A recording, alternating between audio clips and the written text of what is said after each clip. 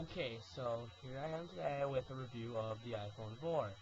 I'm gonna do a quick review on the phone itself, the Otterbox case, I have it in here, which is an amazing case. And then after that, I'm going to do a quick rundown on the iPhone 4's jailbreak, which isn't exactly perfect yet, but it's nice, it's very easy to do. And the FRASH, which is an application which they take the source code from the Android's new Flash application, and you can run Flash on the iPhone itself. So, yeah, we're going to start this out, right now with just reviewing the phone. As you can see, the phone is like an iPhone. Right now I have it in this case, which is a very nice case. It's the Otterbox Defender. I got it at Best Buy, actually Best Buy mobile store. And, so, I'll unlock it here, just like a regular iPhone. You can't really see on the screen because my camera's not the greatest, but it allows backgrounds, it has the greatest screen I've ever seen. I compared it to my old iPod Touch, and it's amazing. The camera on the front is nice, it takes perfect videos. They're about the quality of a normal cell phone's video, while the camera on the back takes high definition videos. Now, the phone is, like I said, just an iPhone, so I won't go too much into how it works. It's got the iPhone messaging app, just like any other iPhone. If you know how the iPhone works, you know how the iPhone 4 works. It's an amazing phone. It's just faster and a lot better screen. I will admit the screen is much better. There's a lot of things that iOS 4 can do that it couldn't do before, but if you want to know about iOS 4, just check someone else out, because I'm sure they have reviews about that. One thing that I'm going to talk about is the flash on the camera works very well, and since people can develop for an iPhone, they can access the flash and use it for applications. Here I am loading up an application that accesses the flash. It allows me to use the flash as a flashlight, which is very nice, because the flash is really bright. I don't want to run it for too long, because of course it's running on the highest power that it allows, but it's cool because you can set it up as strobe light,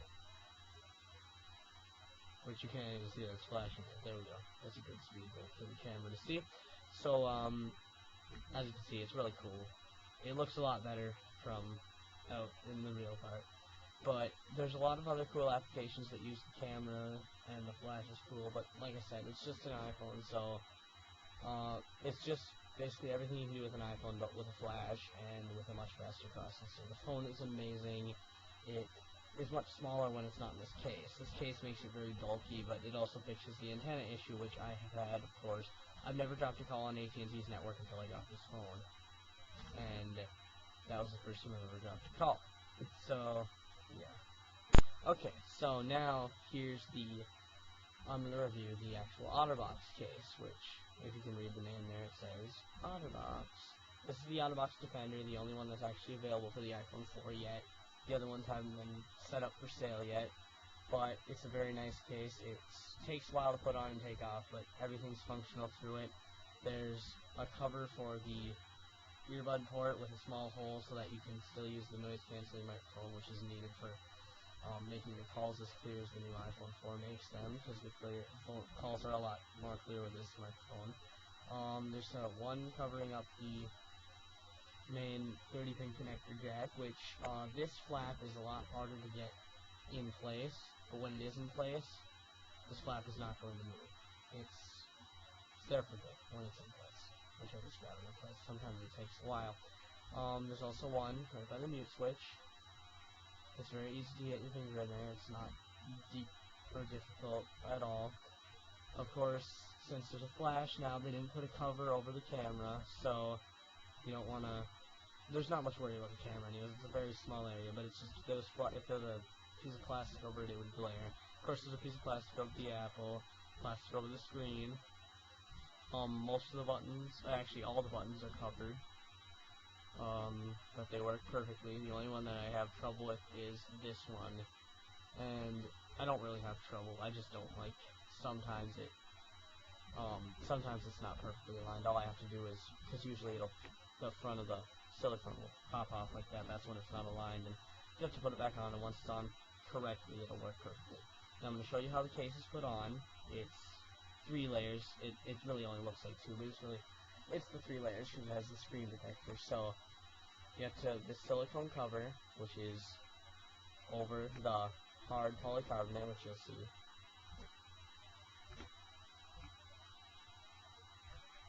As the silicone cover comes off, there's the silicone cover, and here's the actual hard case. There's still the screen protector there.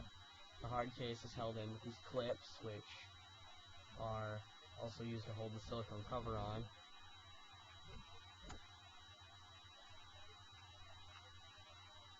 And then once you get it ready to come out, it's a little difficult to get the very back off. You get the back off, and then you can see the plastic in front of the Apple. And you pull the phone out, which this is a very beautiful phone. The iPhone 4 is an amazing phone. There's the phone. The greatest phone in the world, I swear. There's probably some better ones, but at the moment I'm still in bliss from getting this one, so I love this phone. Some hair on mine. I'll fix that. And then here's the front of the case. Pull for the button, which is covered up by the silicone. Got the clear case covered right there. So now I'm going to put this case back on, and I'm going to review FRASH, which is the very nice application that that the iPhone users kind of stole from Android, because it's compiled from the Android Flash software. So yeah, I'm going to get this all put back together, and I'm going to show you the rest of it. Hey there, so I have the iPhone 4 back in its case, and it's nice, it's all set up, and I'm actually running a Flash video on there right now. It's the Badger video, terrible little video, but yeah, it's very annoying, but it's a good at showing how the Flash works. There's no lag, the sound works, it's wonderful. So we'll exit out of this. Let me close my Safari from multitasking, because sometimes the sound keeps going. Like I said, obviously it's not perfect. That's a jailbreak only app. You have to get it through jailbreak, of course. It's nice, but it's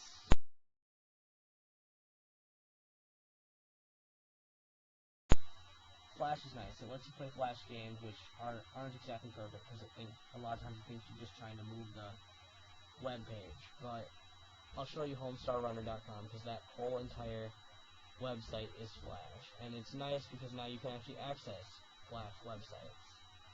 So you get a little rectangle that says Flash, and it's gray. I don't know, you can barely see it. And you click it, and the Flash will open up. And this is just tells you to watch, gives you the option to watch the intro, and then you get sent to the intro, which is the Homestar Runner intro. The sound works. It's nice. It does not lag. It only lags in some things, and it's not enough lag to really worry about. I mean, it's on your iPhone, so be happy you got Flash on there anyways, is what I say. It's not a required thing, but it's nice. You can zoom right into it when it's running, which it just ended, so I guess I couldn't, but there's the website itself. I wonder what page it brought me to. I don't know, but it's the one where he's an angel. It's a nice thing to have, but it's not, of course, not needed. See, the links and stuff won't exactly work perfectly. I usually zoom in and click them, like buttons in Flash. See, now it thinks I just moused over it, but if I touch it again, usually it'll send me to the link. Yeah, and there it did. So it's nice. That's just FRASH. Of course, it's not perfect. Works fine for when you want Flash just to show off or just for the heck of it. It lets you see much more on the internet. It also sadly lets you see ads, but it tricks the iPhone into loading Flash ads instead of the iPhone compatible ads. So now you don't have to access them, because like I showed you, when you get a Flash thing, it has a rectangle that you have to click. So it lets you load web pages a little bit quicker, because ads don't load, they just show you a Flash square. It's nice.